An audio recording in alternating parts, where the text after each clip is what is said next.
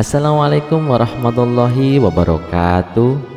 Selamat datang di Teman Mimpi Abu Nawas, tempat berkumpulnya kisah-kisah lucu, unik, dan penuh hikmah dari sang legenda cerdik Abu Nawas.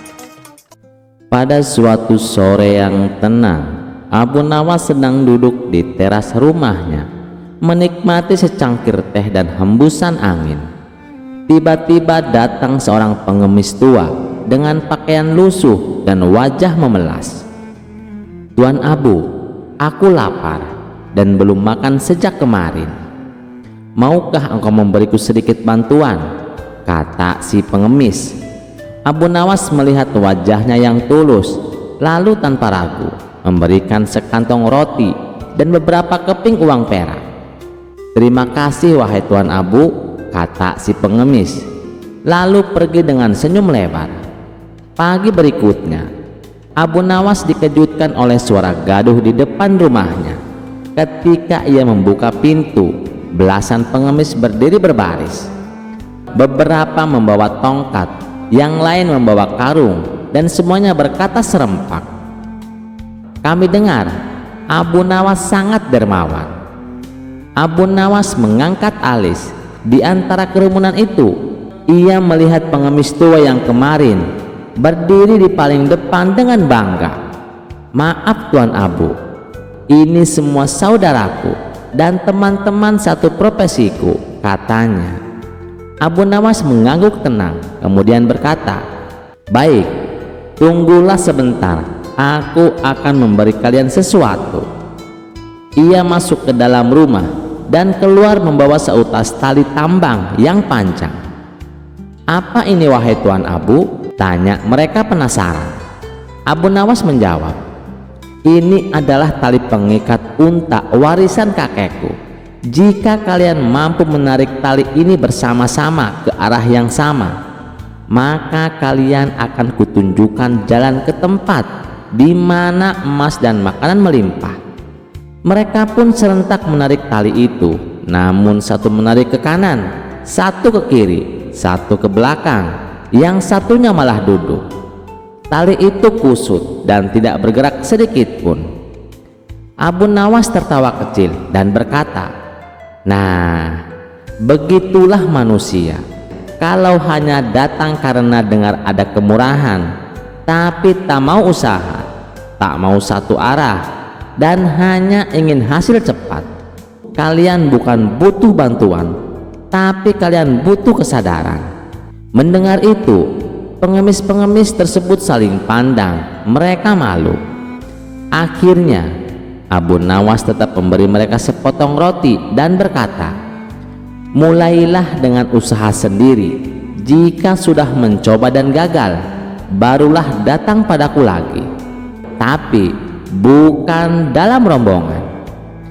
Cerita ini mengajarkan kita bahwa berbuat baik itu penting, tapi juga harus disertai kebijaksanaan, dan bahwa membantu satu orang tak berarti kita bisa menanggung semua tanpa batas, apalagi kalau yang datang hanya ikut-ikutan tanpa mau berusaha. Cerita selanjutnya. Pada suatu pagi, di tengah hiruk-pikuk pasar Baghdad yang ramai oleh teriakan pedagang dan suara ayam jago yang tersesat, Abu Nawas melenggang santai sambil menawar seikat bawang merah. "Wahai pedagang bawang," kata Abu Nawas, "bawangmu ini lebih banyak kulitnya daripada isinya. Apakah ini bawang atau kertas yang dibentuk bulat?" Tawa pun meledak dari para pembeli yang lain. Si pedagang hanya geleng-geleng kepalanya sambil tersenyum kecut. Tapi sebelum sempat Abu Nawas menawar lebih jauh, tiba-tiba langit menjadi gelap sesaat dan angin wangi semerbak menyeruak dari arah utara. Di tengah pasar muncullah sosok bercahaya dengan jubah emas berkilauan dan mahkota permata di kepala. "Aku adalah Dewa Rezeki," suaranya menggema seperti petir. Semua orang berlutut, tapi tidak Abu Nawas. Ia justru mendekat sambil berkata, "Kalau engkau benar Dewa Rezeki, bolehkah aku minta sepiring kebab dulu? Karena perutku sangat lapar pagi ini." Dewa Rejeki tersenyum lalu mengangkat tangannya. "Wahai Abu Nawas," ucap Dewa Rejeki, "jika kau mau, seluruh Baghdad bisa menjadi milikmu. Istana, dayang-dayang, taman yang tidak pernah layu, bahkan anggur yang mengalir dari mata air." Mata para penduduk melebar. Beberapa bahkan sudah berlutut di dekat kaki Abu Nawas, berharap rezeki ikut menetes. Namun Abu Nawas hanya menggaruk kepalanya yang tidak gatal, lalu berkata, "Wah, banyak juga ya. Tapi bolehkah aku bertanya sesuatu, wahai dewa?" "Silakan, wahai manusia bijak," jawab sang dewa. Abu Nawas duduk di atas karung beras sambil berkata, "Kalau semua orang bisa punya istana, apa gunanya jadi raja? Kalau semua punya emas, apakah tukang becak akan berhenti menarik becak atau justru mulai membeli becak emas? Bukankah rezeki sejati itu bukan apa yang kita genggam, tapi apa yang bisa kita syukuri?" Dewa Rejeki terdiam sejenak. Abu Nawas melanjutkan, "Saya pernah makan roti kering dengan segelas air, tapi karena bersama istri saya yang cerewet dan setia, rasanya seperti pesta kerajaan. Tapi saya juga pernah melihat saudagar kaya menangis karena tak bisa tidur nyenyak." "Lalu engkau ingin apa dariku?" tanya sang dewa. Abu Nawas tersenyum lebar. "Berikan aku kemampuan untuk tetap tertawa walaupun kantongku kosong, dan berikan orang-orang di sekitarku hati yang lapang meski dapurnya belum ngebul." Dewa Rejeki tertawa lebar. "Engkau memang berbeda dari manusia kebanyakan, wahai Abu Nawas. Kau tidak meminta kekayaan, tapi kau telah memilikinya. Dan tiba-tiba semuanya menghilang, koin dan permata semuanya lenyap. Tapi anehnya, para pedagang di pasar justru merasa lebih ringan hari ini. Mereka mulai memberi potongan harga tanpa diminta. Tukang roti memberi 2 roti untuk 1 koin. Bahkan si pedagang bawang tadi memberinya seikat bawang secara cuma-cuma. Mereka semua merasa cukup." Abu Nawas pulang hari itu tanpa membawa emas atau permata, tapi seluruh kota Baghdad berbicara tentang kisahnya. Anak-anak menirukan gaya bicaranya, dan orang tua mengulang ceritanya di warung kopi, dan para saudagar mulai menghitung rezeki bukan dari harta, tapi dari tawa di rumah mereka. Moral dari kisah ini, rezeki bukanlah apa yang kau timbun, tapi apa yang bisa kau bagi, bahkan jika itu hanya senyuman. Kisah selanjutnya. Di sebuah kerajaan yang makmur, Raja Harun terkenal karena kebijakannya dan kekayaannya yang melimpah. Semua orang di kerajaan itu hidup dalam kemakmuran. Namun ada satu hal yang kurang. Sang raja merasa hatinya kosong. Ia belum menemukan seseorang yang bisa mencuri hatinya. Bahkan dengan segala kemewahannya, tidak ada wanita yang bisa menarik perhatian raja secara mendalam. Namun keinginan raja untuk menemukan cinta sejati segera diuji oleh kedatangan seorang wanita misterius. Pada suatu hari, seorang wanita yang sangat cantik datang ke istana. Ia mengenakan pakaian yang sangat elegan dan dihiasi dengan perhiasan berkilauan. Kecantikannya membuat semua orang di istana terpana. Para penjaga, pelayan, bahkan para bangsawan merasa terpesona oleh penampilannya yang memukau. Wanita itu yang dikenal sebagai Dewi Kecantikan mengumumkan bahwa ia datang untuk menantang semua pria kerajaan. "Aku datang untuk menguji siapa di antara kalian yang dapat menenangkan hatiku," katanya dengan suara lembut namun penuh tantangan. "Aku akan memberikan hadiah kepada pria yang berhasil membuatku jatuh cinta, tetapi aku tidak akan memilih berdasarkan harta atau kekayaan. Hanya cinta yang tulus dan ketulusan hati yang dapat membuatku tergoda." Para pria di istana segera terpesona oleh Dewi Kecantikan, dan banyak dari mereka yang berusaha memikatnya dengan hadiah-hadiah mewah dan kata-kata manis. Raja Harun sendiri, meskipun sudah terbiasa dikelilingi oleh wanita-wanita cantik, merasa tertantang. Ia ingin menunjukkan bahwa dirinya bukan hanya seorang raja yang kaya, tetapi juga seorang pria yang mampu menenangkan hati seorang wanita dengan kepribadiannya.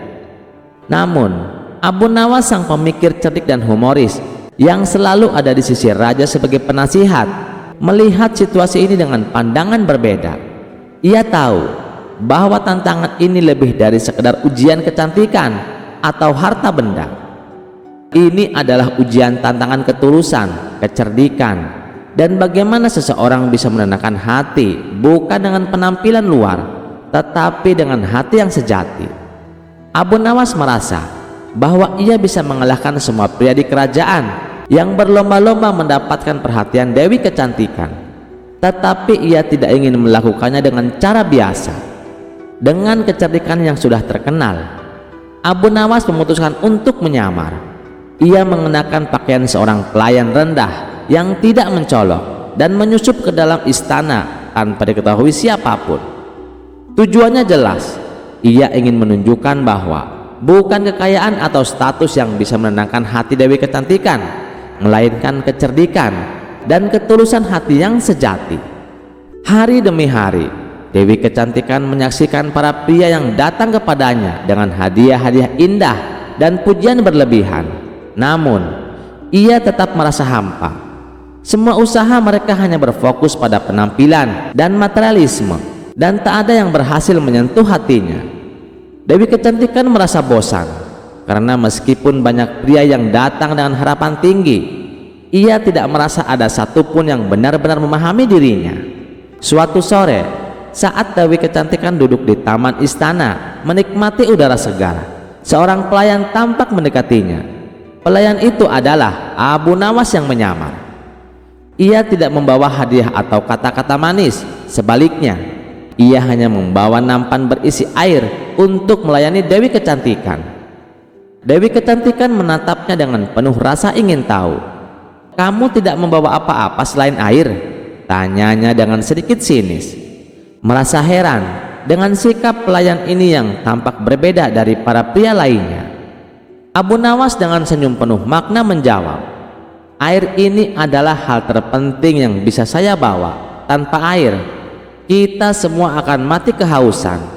Hadiah-hadiah dan kekayaan mungkin bisa menarik perhatian sementara, tetapi ketulusan hati adalah yang terpenting dalam menciptakan hubungan yang sejati." Dewi Kecantikan terdiam, terkesan dengan kata-kata Abu Nawas. Ia merasa ada sesuatu yang berbeda dalam dirinya, sesuatu yang belum pernah ia rasakan sebelumnya.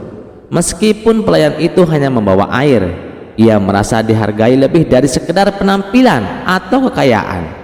"Kenapa kamu berkata begitu?" Dewi Kecantikan bertanya, merasa ada kehangatan dalam kata-kata Abu Nawas. Abu Nawas duduk di sebelahnya dan mulai berbicara lebih dalam. Kecantikan fisik bisa memikat mata, tetapi kecantikan hati adalah yang akan memikat jiwa. Banyak pria datang ke sini untuk memperlihatkan kekayaan mereka, dan mereka pikir itu akan membuatmu jatuh cinta. Tetapi saya percaya bahwa cinta sejati hanya akan ditemukan ketika seseorang melihat lebih dalam, bukan hanya apa yang ada di luar. Dewi Kecantikan mendengarkan dengan penuh perhatian. Ia merasa bahwa ada kebenaran dalam kata-kata pelayan ini. Ia bertanya lagi, "Jadi kamu percaya bahwa hanya ketulusan hati yang bisa membuat cinta tumbuh?" Abu Nawas mengangguk. "Benar Tuan Putri, cinta sejati datang dari saling memahami, menghargai, dan memberi tanpa mengharapkan balasan. Semua yang datang dengan ketulusan akan selalu bernilai daripada apapun yang bisa dibeli dengan uang atau kekuasaan." Dewi Kecantikan yang awalnya merasa bingung dengan tantangan yang dia buat, kini mulai merasakan sesuatu yang berbeda. Ia merasa bahwa pelayan ini yang tampaknya tak memiliki apa-apa selain ketulusan, justru berhasil menggerakkan hatinya. Mungkin inilah yang selama ini ia cari, seseorang yang tidak terpesona oleh penampilan luar atau kekayaan, tetapi yang melihat ke dalam hati dan menghargai apa yang sesungguhnya penting. Pada akhirnya, Dewi Kecantikan memutuskan untuk mengakhiri tantangan itu. "Aku memilihmu Abu Nawas," ujarnya dengan tulus. "Kamu telah menenangkan hatiku, bukan dengan hadiah atau penampilan, tetapi dengan kata-katamu yang penuh kebijaksanaan dan ketulusan hati. Abu Nawas tersenyum bijak. Saya tidak datang untuk menenangkan hati dengan cara yang biasa, Tuan Putri. Saya hanya ingin mengingatkan bahwa cinta sejati datang dari dalam diri kita, bukan dari apa yang kita tampilkan di luar. Dewi Kecantikan tersenyum, merasa lebih damai dan bahagia dari sebelumnya. Aku belajar banyak darimu, Abu Nawas. Terkadang hal-hal yang paling sederhana adalah yang paling berharga. Dengan begitu, Abu Nawas tidak hanya memenangkan hati Dewi Kecantikan, tetapi juga mengajarkan kepada semua orang di istana bahwa kecantikan sejati datang dari dalam hati, bukan dari penampilan atau kekayaan. Kecerdikan dan ketulusan hati Abu Nawas berhasil mengubah pandangan Dewi Kecantikan, dan istana pun dipenuhi dengan kebahagiaan yang lebih mendalam. Kisah selanjutnya. Di suatu pagi yang cerah di kota Baghdad, suasana istana tampak lebih tegang dari biasanya. Baginda Raja duduk di singgasananya dengan alis berkerut. Ia baru saja mendengar kabar dari beberapa pejabatnya bahwa rakyat mulai mengeluh karena Abu Nawas selalu lolos dari hukuman. Bahkan ketika membuat keonaran kecil, banyak yang merasa bahwa Abu Nawas diperlakukan terlalu istimewa. "Sudah cukup," ujar sang raja dengan nada kesal. "Abu Nawas terlalu bebas. Kali ini aku akan menjualnya di pasar." Para menteri yang mendengarnya saling berpandangan. Menjual manusia? Bahkan itu Abu Nawas. Tapi tidak satu pun berani membantah ide raja. Maka diutuslah pengawal untuk menangkap Abu Nawas. Abu Nawas yang saat itu tengah duduk santai di depan rumahnya sambil mengelus janggutnya, tampak tenang ketika para pengawal mendekat. "Abu Nawas, kau dipanggil raja," kata salah satu pengawal. Abu Nawas menyeringai. Ia pun langsung bergegas ke istana. Benar saja, sesampainya di istana, Baginda Raja berkata, "Abu Nawas, kau akan kujual di pasar, biar kau tahu rasanya menjadi budak." Abu Nawas mengangguk tenang. "Baiklah tuanku, asal harganya cocok dan tempatnya teduh." Raja makin kesal. Ia memerintah agar Abu Nawas diikat dan dibawa ke pasar esok pagi. Keesokan harinya, pasar Baghdad penuh sesak. Kabar tentang raja menjual Abu Nawas telah menyebar ke seluruh kota. Warga berkumpul dengan rasa penasaran. Pedagang, petani, pengemis, bahkan bangsawan berdatangan. Sang juru lelang dengan suara lantang membuka acara. "Hadirin sekalian, hari ini atas perintah raja, kita akan melelang seorang budak istimewa, cerdas, licik, jenaka, dan sedikit menyebalkan. Inilah dia, Abu Nawas." Abu Nawas pun berdiri di atas panggung kecil, tangannya terikat, tapi tetap senyum lebar. Ia melambaikan tangan ke kerumunan seolah artis terkenal. "Siapa yang mau menawar?" teriak juru lelang. Seorang saudagar kaya mengangkat tangan. 50 dinar emas. 80, sahut pedagang kurma. 100 dinar, ujar seorang janda tua dengan suara lantang. Raja yang menyaksikan dari kejauhan terkekeh pelan, tapi yang terjadi kemudian membuatnya terkejut. Abu Nawas tiba-tiba berkata keras, "Tunggu, kalian semua harus tahu, siapapun yang membeli saya akan mendapatkan satu paket lengkap. Saya akan tinggal di rumah Anda, mengatur keuangan Anda, mengomentari makanan Anda, dan saya akan menuntut tidur di ranjang terbaik di rumah." Orang-orang mulai saling memandang. "Tunggu, belum selesai," lanjut Abu Nawas. "Saya juga mendengur dengan sangat keras, dan saya suka bernyanyi tengah malam." Kerumunan mulai tertawa. "Satu lagi," kata Abu Nawas dengan suara tenang, "saya punya kebiasaan unik. Saya selalu bertanya kenapa ini dan kenapa itu sepanjang hari. Saya akan membuat hidup Anda penuh filosofi atau frustasi. Saudagar yang menawarkan 100 dinar langsung mundur. Janda tua pura-pura batuk dan pergi. Pedagang kurma berbisik ke istrinya, untung belum dibayar. Raja terperanjat. Apa maksudnya ini? Juru lelang bingung. Apa ada yang masih ingin menawar? Tiba-tiba Abu Nawas berseru, saya punya ide. Karena tidak ada yang mau membeli saya, bagaimana kalau saya yang akan membeli diri saya sendiri? Orang-orang tertawa keras. Bahkan beberapa pengawal nyaris tak bisa menahan senyum. Abu Nawas lalu berteriak, aku tawar diriku sendiri 1 dinar perak. 2 dinar, kata seorang anak kecil ikut-ikutan. 5 dinar, dengan syarat aku tidak perlu pulang dengannya, canda seorang lelaki tua. Pasar berubah menjadi panggung hiburan. Baginda Raja menutupi wajahnya dengan jubah antara malu dan tertawa. Abu Nawas memandang ke arah Baginda Raja lalu membungkuk, wahai tuanku, apakah kau sekarang ingin aku lanjut dijual atau aku kembali ke istana sebagai penasihat lucumu? Raja akhirnya bangkit dari tempat duduknya dan berkata, cukup Abu Nawas, kau berhasil lagi mengubah hukuman menjadi pesta. Abu Nawas mengangkat alis. Apakah itu berarti saya dapat bonus tuanku? Raja tak kuasa menahan tawa. Bawa dia kembali ke istana, tapi jangan diberi dia ranjang terbaik. Orang-orang di pasar bersorak dan cerita tentang Abu Nawas yang dilelang tapi malah melelang dirinya sendiri pun menyebar ke seluruh penjuru Baghdad, bahwa tak ada yang bisa mengalahkan kecerdikan si pujangga gila itu. Kisah selanjutnya, Al-Kisah. Tak pernah habis akal licik Abu Jahal dalam usahanya mencelakai Abu Nawas. Entah apa yang sebenarnya diinginkan Abu Jahal kali ini. Ia kembali melancarkan fitnah baru. Siang itu ia menghadap Baginda Raja dan dengan penuh keyakinan ia berkata, tuanku, Abu Nawas kini menjadi dukun dadakan. Raja tentu saja terkejut mendengar tuduhan itu.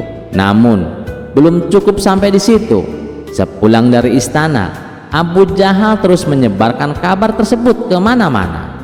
Wahai para warga, Abu Nawas kini dukun. Bahkan tindakannya sudah mengarah pada kekafiran. Katanya berusaha meyakinkan setiap orang yang ditemuinya.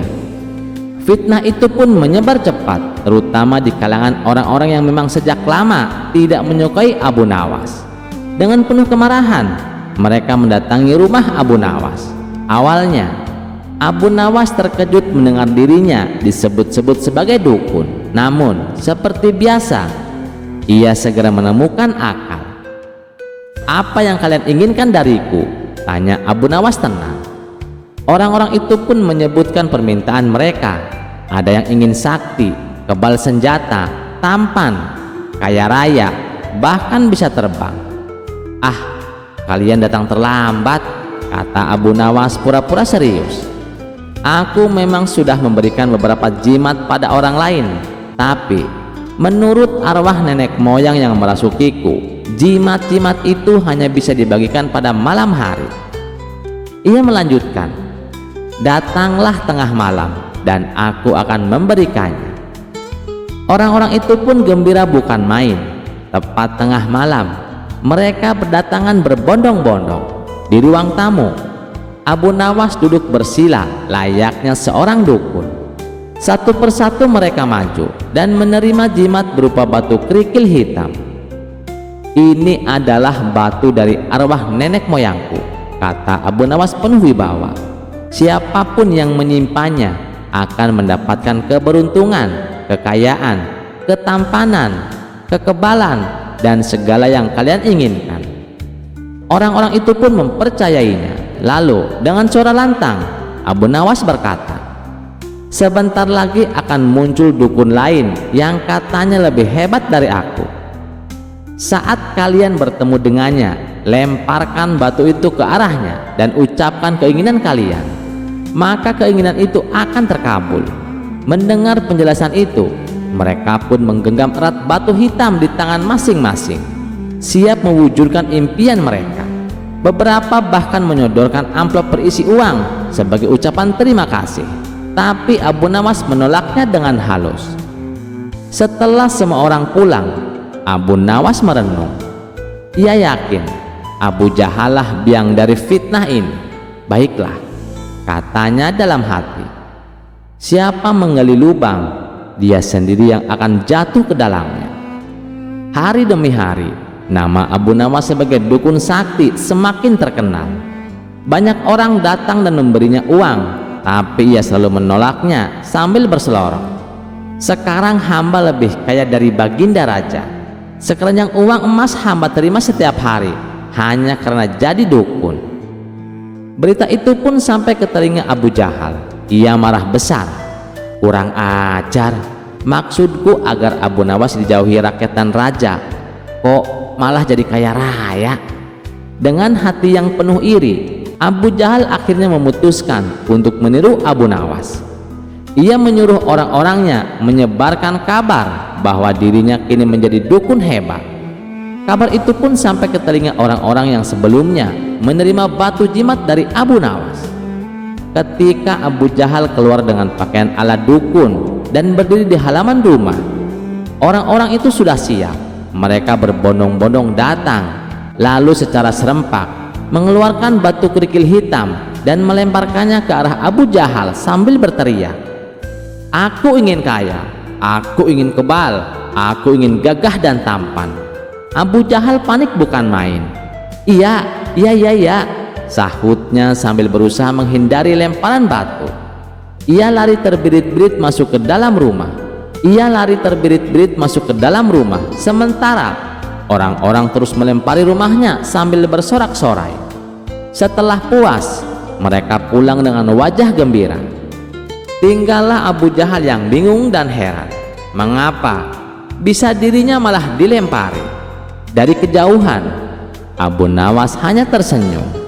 Ia bukan senang melihat Abu Jahal dipermalukan, tapi ia berharap kejadian itu bisa menyadarkan sang menteri agar berhenti menyebarkan kebencian dan fitnah. Kisah selanjutnya. Di sudut kota Baghdad tersembunyi sebuah rumah kosong yang sudah lama ditinggalkan. Rumah itu terkenal sebagai tempat angker, penuh dengan cerita tentang penampakan dan suara-suara aneh di malam hari. Tapi siapa yang cukup berani untuk mendekatinya? Tentu saja Abu Nawas. Suatu malam, karena sebuah taruhan konyol dengan teman-temannya, Abu Nawas nekat masuk ke rumah hantu itu. Ia tertawa kecil sambil berkata, "Apa itu hantu? Paling-paling hanya kucing kelaparan." Namun, begitu ia melangkahkan kaki ke dalam, suasana berubah. Rumah itu sunyi, terlalu sunyi. Udara terasa dingin, seperti disentuh tangan tak kasat mata. Abu Nawas melangkah pelan, membiarkan bunyi desiran angin dan dari lantai kayu tua mengisi telinganya. Tiba-tiba, kas! Sebuah vas pecah sendiri di sudut ruangan. Lampu gantung berayun-ayun tanpa sebab. Abu Nawas menelan ludah. Tawanya yang biasa membahana kini berubah menjadi gumam kecil. "Siapapun itu, kalau bercanda, ini kelewatan," katanya sambil berusaha tetap tenang. Tak lama kemudian, sosok bayangan melintas cepat di hadapan matanya. Dari balik tirai robek, muncul wajah pucat dengan mata menyala menyeramkan. Hantu itu melayang-layang sambil terkikik kecil. Ternyata hantu di rumah ini bukan sembarang hantu. Ia hantu nakal, suka menakut-nakuti manusia hanya untuk kesenangan. Lampu mulai berkedip-kedip, pintu terbanting sendiri, dan suara-suara aneh berbisik di telinganya. Abu Nawas yang biasanya penuh akal, untuk pertama kalinya merasakan bulu kuduknya berdiri. Namun Abu Nawas tidak akan menyerah begitu saja. Ia menarik napas panjang, mengumpulkan akal cerdiknya. Aha, pikirnya, kalau hantu ini suka bermain, kenapa aku tidak balas bermain? Dengan cepat, ia mulai bermain peran. Ia pura-pura menjadi hantu juga, melolong, berguling-guling di lantai, dan berbicara dengan suara menyeramkan. Saat hantu nakal mendekat, Abu Nawas malah berteriak lebih keras. Aku adalah hantu baru di sini. Pergi kau. Ini wilayahku sekarang. Hantu itu terkejut. Tidak pernah sebelumnya ada manusia yang berani menakut-nakuti balik. Mulailah permainan kucing dan tikus antara Abu Nawas dan hantu nakal. Kadang Abu Nawas bersembunyi di balik pintu, kadang melompat dari balik lemari, membuat hantu itu ketakutan sendiri. Hantu nakal mencoba membalas dengan trik-trik lamanya, menggerakkan benda-benda, meniup lilin, menciptakan bayangan aneh. Tapi Abu Nawas selalu punya akal. Ia menggunakan cermin untuk membuat pantulan seram, meniupkan benda ke udara agar terlihat seperti kabut, bahkan membuat suara-suara menyeramkan dari mulutnya sendiri. Kejar-kejaran itu berlangsung seru, kadang menegangkan, kadang membuat tertawa.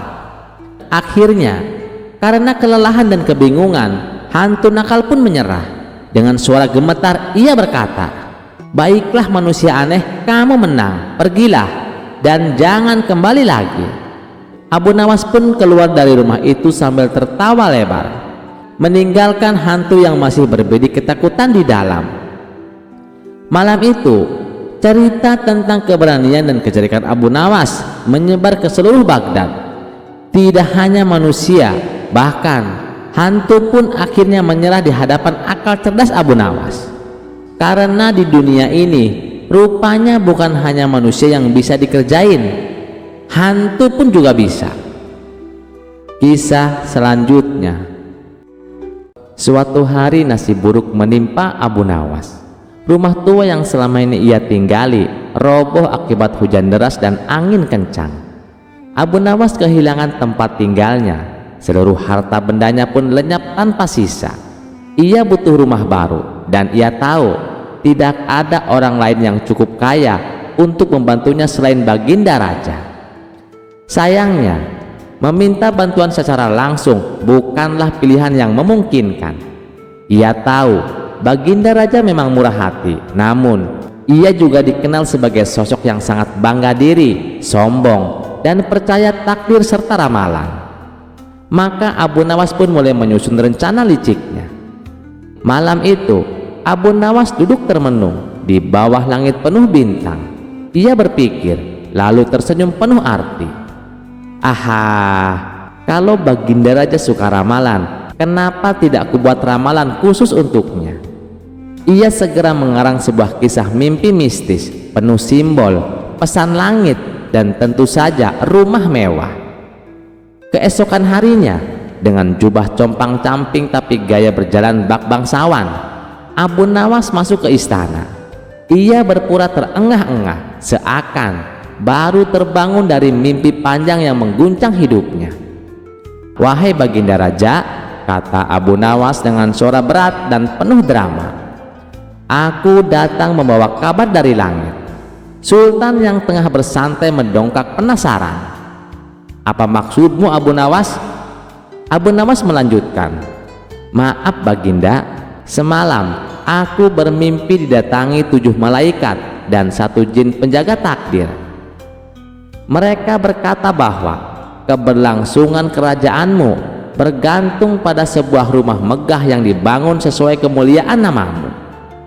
Sultan terbelalak. Rumah? Benar Baginda, rumah itu harus dibangun dengan taman yang menghadap ke arah matahari terbit. Tiangnya dari kayu cedar pilihan dan jendelanya menghadap ke arah bintang keberuntunganmu, Buruj Al-Mu'azzam. Jika tidak, wahai Baginda, rezekimu akan menurun dan kerajaan bisa kehilangan kejayaan. Abu Nawas menghela napas dalam-dalam, lalu menatap lurus pada Baginda Raja. Dan anehnya, rumah itu bukan untuk Baginda, melainkan harus dibangun untuk seorang wakil rakyat yang mewakili kebijaksanaan dan kecerdikan bangsa. Sultan yang suka disanjung pun langsung merasa bahwa ini adalah panggilan takdir. Dan orang itu yang kau maksud adalah dirimu sendiri, Abu Nawas? Tanya Baginda Raja. Aku tidak berani berkata begitu, Baginda, jawab Abu Nawas sambil menunduk rendah. Namun dalam mimpi itu, Baginda, malaikat menyebut namaku 3 kali. Baginda terpesona. Dalam benaknya, mimpi itu bukan hanya ramalan, itu adalah perintah langit. Ia merasa bangga, bahkan surga mempercayainya untuk menjaga takdir kerajaan melalui pembangunan rumah mewah untuk Abu Nawas. Baiklah, kata Baginda Mantap, panggil arsitek terbaik. Baiklah, kata Baginda Mantap, panggil arsitek terbaik, bangun rumah sebagaimana yang digambarkan Abu Nawas. Abu Nawas pura-pura menolak, lalu dengan berat hati menerima takdir tersebut. Dalam hatinya ia menarik kegirangan. Beberapa bulan kemudian, rumah baru yang megah berdiri indah di pinggir sungai dengan taman rapih, pilar tinggi, dan jendela-jendela indah menghadap ke arah bintang keberuntungan. Abu Nawas tinggal di dalamnya dengan nyaman tanpa mengeluarkan 1 keping pun uang. Dan Baginda Raja, ia masih tersenyum bangga mengira dirinya telah menyelamatkan nasib kerajaan. Masyarakat Baghdad pun hanya bisa menggeleng-geleng kepala sambil berkata, Abu Nawas lagi-lagi menang. Dan yang ia tipu kali ini tidak lain adalah sang penguasa sendiri. Kisah ini kembali membuktikan bahwa kecerdikan dapat mengalahkan kekuasaan. Dengan 1 mimpi palsu dan 1 juta kepandaian, Abu Nawas berhasil mendapatkan rumah mewah tanpa harus membayar. Sementara Baginda Raja yang terlalu percaya pada mimpi dan sanjungan menjadi korban dari permainan sang penipu ulung. Apakah Abu Nawas akan terus berhasil dengan tipu dayanya? Mari kita simak kisah selanjutnya. Dikisahkan suatu hari Abu Nawas dipanggil ke istana. Saat memasuki istana, Abu Nawas dihebohkan para pejabat kerajaan sudah berkumpul dengan wajah tegang di ruang utama istana. Ada apa ini? Apa yang terjadi? Tanya Abu Nawas.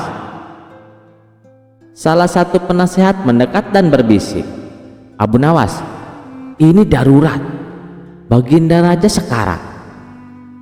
Mendengar itu, senyum Abu Nawas perlahan memudar. Ia melangkah ke ruang peraduan raja dan terkejut melihat sang baginda terbaring lemah. Tubuhnya dingin seperti salju, wajahnya pucat, dan suaranya nyaris tak terdengar.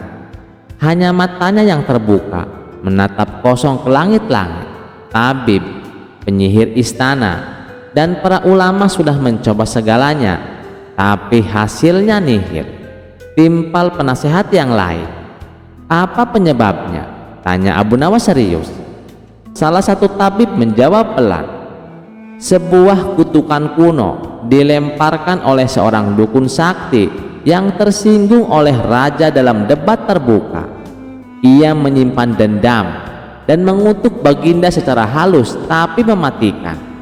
Tak ada obat untuk ini, sambungnya. Abu Nawas hanya tersenyum tipis lalu berbisik, kalau sihir yang menanam, maka akal yang akan mencabutnya. Dalam hati ia menggumam, pasti dukun tua jelek itu lagi. Tak kapok-kapok juga main-main kutuk-kutukan. Pada malam harinya Abu Nawas bergerak cepat.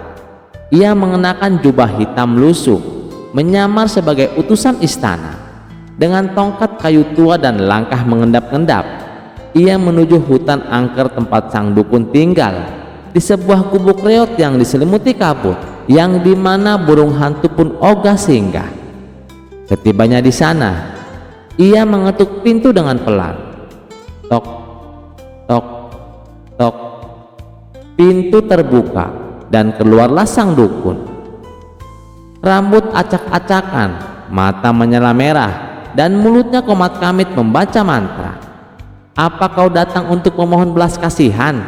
Tanya sang dukun dingin.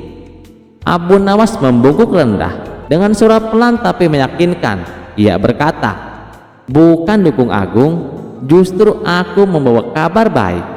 Sang raja sangat berterima kasih atas kutukanmu. Semenjak itu, beliau menjadi lebih tenang, bijak, bahkan katanya tidur lebih nyenyak dari sebelumnya." Sang dukun memicingkan mata. "Apa maksudmu?" "Beliau malah ingin memberikan hadiah emas dan jabatan penasihat kerajaan kepadamu, karena katanya kutukanmu membawa perubahan besar dalam dirinya." Sang dukun terdiam beberapa saat, lalu tertawa terbahak-bahak. "Apa? Jadi kutukanku malah membuatnya bahagia?" Dengan wajah merah padam, sang dukun mengangkat tangan dan berteriak, "Kalau begitu, aku cabut kutukannya, biar dia kembali ke sifat aslinya yang menyebalkan itu.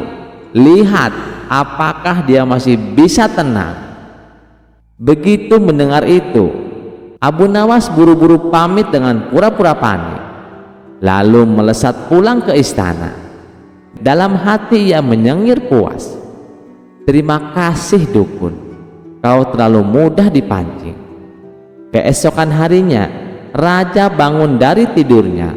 Tubuhnya mulai hangat, wajahnya cerah, dan suaranya kembali lantang. "Abu Nawas," panggilnya, "kemarilah sang penyelamatku." Abu Nawas datang dengan langkah ringan dan wajah kalem. Sang raja memeluk erat Abu Nawas.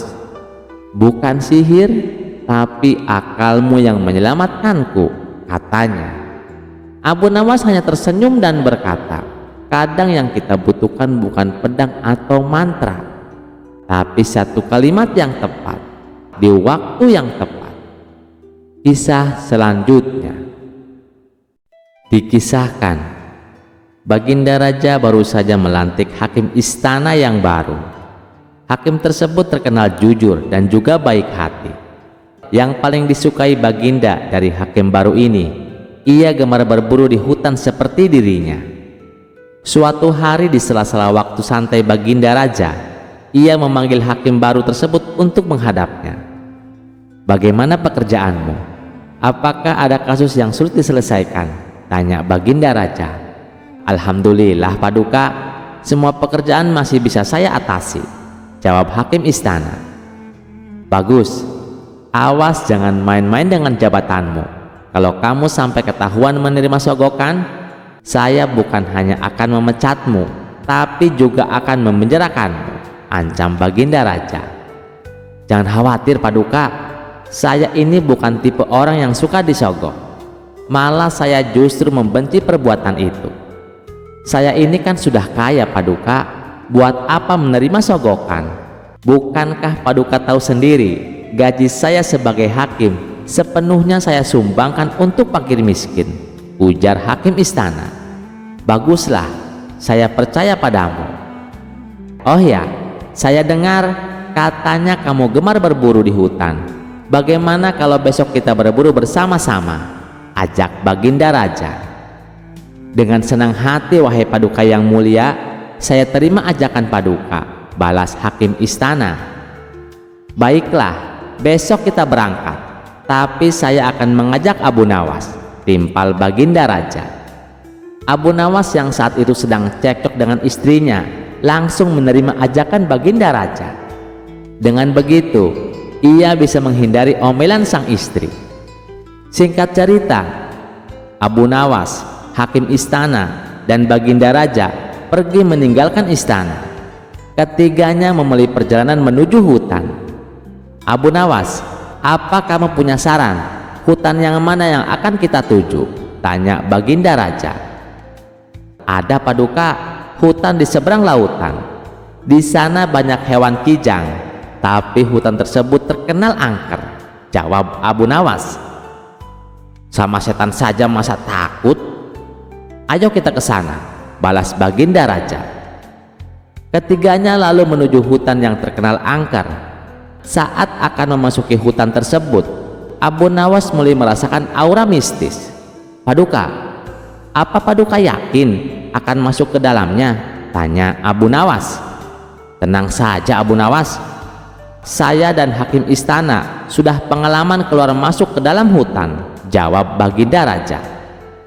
Tidak berapa lama, tampak seekor kijang muncul di hadapan mereka. Baginda Raja dan hakim istana langsung mencabut anak panah dan membidiknya. Tapi sayang, bidikannya mereka meleset sehingga membuat kijang tersebut berlari ke tengah hutan. Ayo kita kejar, teriak Baginda Raja. Mereka pun mengikuti arah larinya kijang. Sedang asik-asiknya mengejar hewan buruan, tiba-tiba muncul seekor harimau. Melihat ada mangsa di depannya, harimau itu langsung mengejarnya. Baginda Raja dan Abu Nawas serta hakim istana spontan kabur menghindari kejaran harimau. Setelah beberapa lama kemudian, akhirnya mereka bertiga pun selamat. Namun mereka dihadapkan permasalahan baru. Pasalnya, mereka tidak tahu arah jalan pulang. Mereka bertiga tersesat di tengah hutan yang angker. Baik Baginda Raja, hakim istana, dan Abu Nawas, mereka tidak tahu harus meminta tolong kepada siapa. Apalagi sudah mulai terlihat gelap di tengah situasi yang genting. Tiba-tiba entah datangnya dari mana, muncul kakek tua misterius yang berpakaian serba putih. Kenapa kalian sampai ke tempat ini? Tahukah kalian kalau tempat ini sangat berbahaya? Tanya kakek tua tersebut. Kami tersesat, kek. Apakah kakek bisa membantu kami? Kata Baginda Raja. Aku bisa membantu kalian, tapi masing-masing dari kalian hanya dibatasi satu permintaan, balas kakek tua. Kemudian Baginda Raja mengungkapkan keinginannya. Begini kek, saya ingin pulang ke istana. Saya ini adalah raja. Saya tidak ingin kehilangan istana saya, minta Baginda Raja. Baiklah, keinginanmu saya kabulkan, jawab kakek tua. Seketika Baginda Raja langsung menghilang. Ia kini sudah berada di istananya, duduk di singgasana bersama sang permaisuri. Syukurlah, akhirnya aku bisa kembali berada di sini, ucap Baginda Raja. Sekarang giliranmu, apa permintaanmu? Tanya kakek tua kepada hakim istana.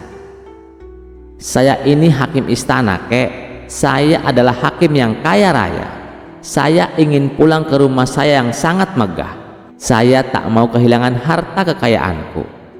Saya ingin secepatnya berkumpul dengan istri dan anak-anakku, minta hakim istana. Baiklah, keinginanmu saya kabulkan, jawab kakek tua. Seketika hakim istana langsung menghilang. Ia kini berada di rumahnya yang megah, berkumpul dengan istri dan anak-anaknya. Kini tinggallah Abu Nawas seorang diri di dalam hutan. Sekarang giliranmu, apa permintaanmu? Tanya kakek tua kepada Abu Nawas. Saya ini orang miskin, kek. Rumah saya kecil dan tidak ada harta yang berharga di rumah. Saya juga sedang cekcok sama istri. Saya tidak tahan dengan omelannya. Hal inilah yang membuat saya tidak betah di rumah, kek. Jadi saya meminta supaya Baginda Raja dan hakim istana dikembalikan ke sini untuk menemaniku, minta Abu Nawas. Seketika permintaan Abu Nawas terkabul. Baginda Raja dan hakim istana tiba-tiba kembali berada di sampingnya. Hakim istana dan Baginda Raja terkejut dengan kejadian ini. Kenapa kami kembali berada di sini? Tanya Baginda Raja dan hakim istana. Itu atas permintaan kawanmu, jawab kakek tua itu. Katanya dia sedang tidak betah di rumah. Dia ingin kalian berdua menemaninya di sini, jawab kakek tua itu. Abu Nawas, kamu kurang ajar, teriak hakim istana dan Baginda Raja. Sementara si kakek tua misterius itu langsung menghilang dari hadapan mereka. Bagaimana ceritanya teman-teman? Menarik bukan? Cerita selanjutnya tidak kalah menarik lagi. Mari kita simak ceritanya. Suatu hari Baginda Raja punya niat merayakan pesta hari jadi kerajaan. Raja berniat untuk merayakan pesta bersama dengan rakyatnya. dan hari yang dinanti pun telah tiba. Rakyat telah berkumpul di depan istana kerajaan.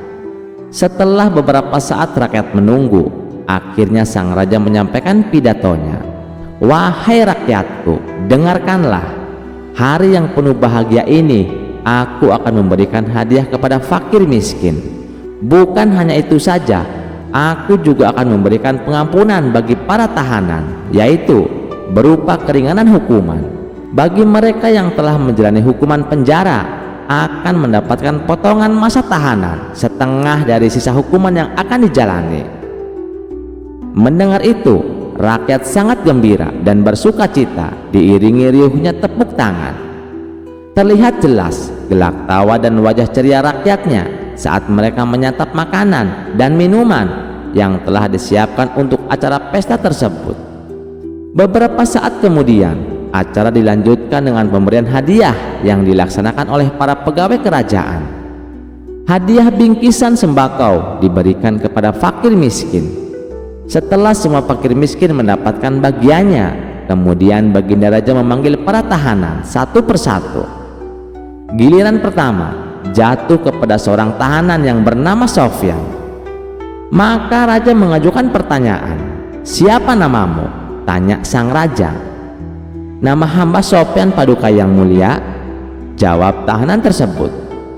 "Sofyan, berapa lama hukuman yang telah divonis untukmu?" tanya Baginda Raja.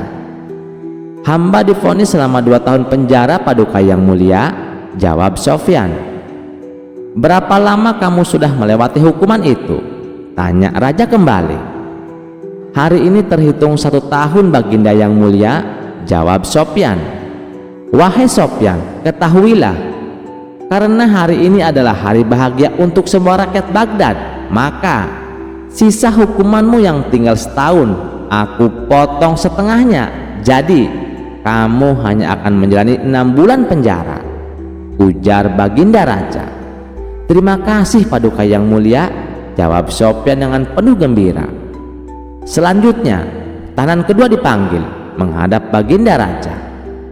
"Siapa namamu?" tanya Baginda Raja. "Nama saya Ali Paduka yang mulia." "Wahai Ali, berapa tahun hukuman yang telah dijatuhkan kepadamu?" Dengan wajah sedih Ali pun menjawab, "Hamba divonis hukuman seumur hidup hamba Paduka yang mulia." Jawaban Ali membuat Baginda Raja bingung. Bagaimana cara memutuskannya, sedangkan ia sudah berjanji akan mengurangi setengah dari sisa hukuman yang akan dijalani. Akan tetapi Baginda Raja tidak tahu kapan Ali akan meninggal. Dalam kebingungan itu, tiba-tiba Baginda Raja teringat si cerdik Abu Nawas. Ia pasti bisa menyelesaikan masalah yang rumit ini. "Prajurit, panggil Abu Nawas ke istana secepatnya," perintah Baginda Raja. Tidak berapa lama, Abu Nawas yang juga ikut hadir di acara itu segera maju ke depan untuk menghadap Baginda Raja.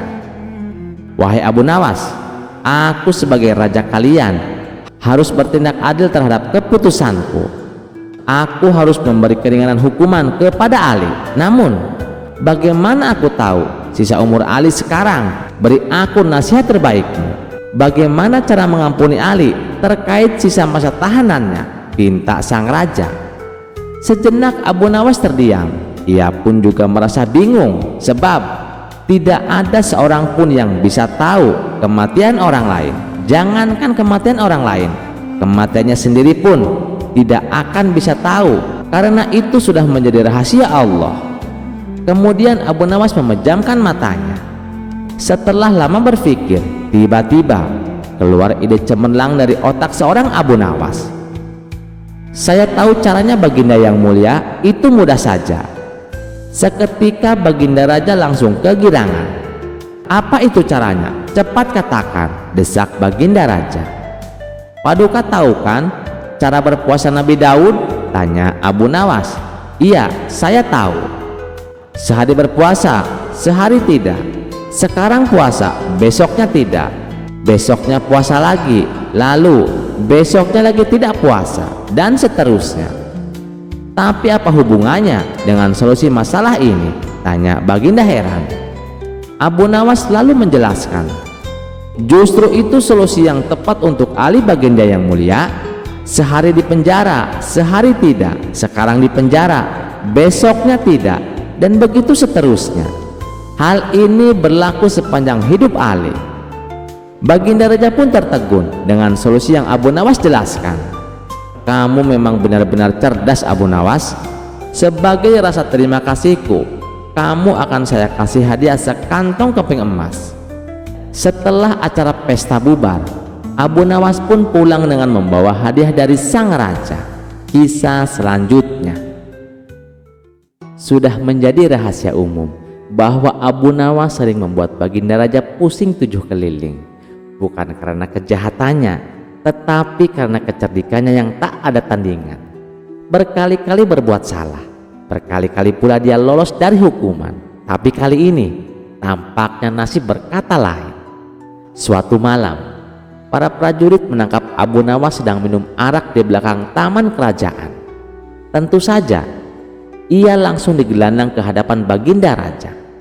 Abu Nawas, seru Baginda Raja, sudah berapa kali kau berjanji tak akan mengulangi, tapi nyatanya kau tetap saja bandel. Selama ini aku sudah berbaik hati sama kamu. Aku sengaja meloloskanmu dari hukuman karena kamu selalu berjanji tidak akan mengulangi. Tapi kali ini sudah tidak bisa ditolerir. Apapun alasanmu, kamu tetap akan saya hukum, ucap Baginda Raja. Sementara Abu Nawas hanya terdiam, kepalanya tertunduk, tak berani menatap. Penasihat istana maju dan berkata, Baginda, bagaimana kalau Abu Nawas dihukum dengan minum minyak panas, biar dia kapok betul? Raja mengangguk. Bagus, hukuman itu pas untuk orang keras kepala seperti dia. Abu Nawas langsung pucat. Ampun Paduka, minyak panas ini bisa membakar perut hamba, hamba bisa mati. Itu memang tujuannya Abu Nawas, biar kau jera, bentak raja. Besok pagi datanglah ke istana, jalani hukumanmu. Abu Nawas pun pasrah, tak bisa berbuat apa-apa. Kalau itu memang sudah keputusan Paduka, saya terima dengan berat hati. Tapi sebelum saya menjalani hukuman, izinkan saya menemui istri dan anak-anak saya untuk berpamitan, ujar Abu Nawas.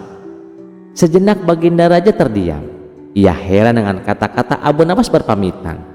Maksudnya bagaimana Abu Nawas? Tanya Baginda Raja heran.